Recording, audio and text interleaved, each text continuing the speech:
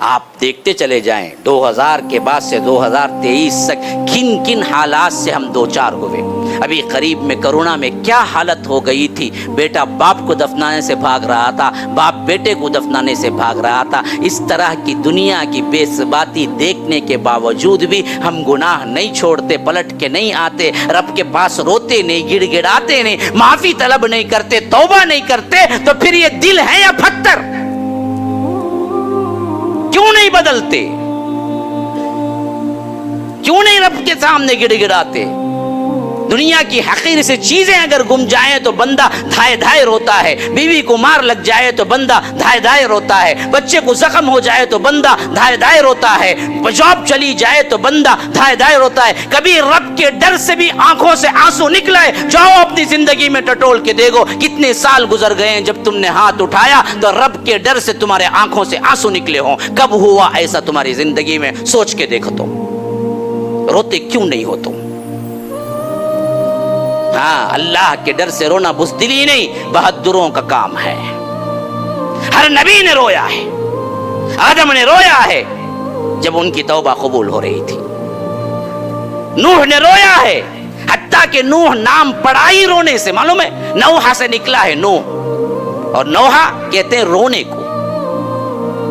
اللہ کے ڈر سے حضرت نوح علیہ السلام خالی ان کی زندگی تبلیغ کی. وَلَقَدْ أَرْسَلْنَا نُوحًا إِلَىٰ قَوْمِهِ فَلَبِثَ فِيهِمْ أَلْفَ سَنَةٍ إِلَّا 50 عَامًا, 50 کم ہزار سال, 950 سال تبلیغ کی زندگی کرنے کے باوجود بھی اللہ تبارک و تعالی سے اتنا ڈرتے تھے, اتنا روئے اتنا روئے اتنا روئے کہ روتے روتے یہاں سے جب آنسو نکلتے تھے تو یہاں ایک لائن پڑ گئی تھی, یہاں ایک لائن پڑ گئی تھی. پتھر میں جس طرح پانی ٹپکنے ٹپکنے ٹپکنے سے جس طرح وہاں پر ایک نشان پڑ جاتا ہے, ویسے ہی حضرت نوح کے دونوں آنکھوں کے درمیان گوشت پہ نشان پڑ گیا تھا رونے سے, اسی واسطے ان کا نام نوح ہے.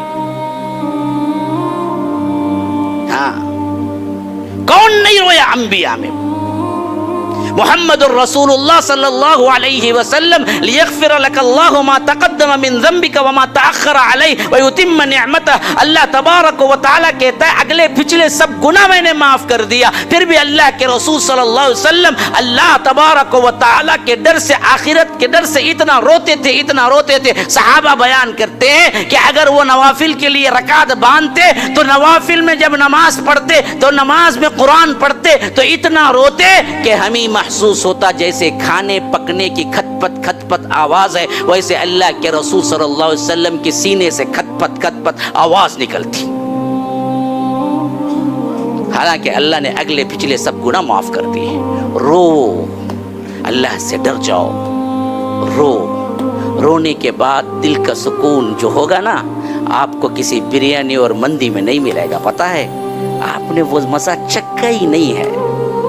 رب کے سامنے گڑ گڑا کے دیکھو, پھر رب کا اطمینان جو رب دے گا تمہارے دلوں کو, وہ ایسا اطمینان ہے جو کروڑوں تم دے کے نہیں سنبھال سکتے. لیکن کیا کریں, ہم نے وہ مزے چکھے ہی نہیں ہیں. ایک ریکویسٹ ہے میرے بھائی, اس زندگی کی بے ثباتی کو سمجھنا. یہ دنیا جانے والی ہے, کسی کو 25 مل گئی, کسی کو 50, کسی کو 60, کسی کو 70.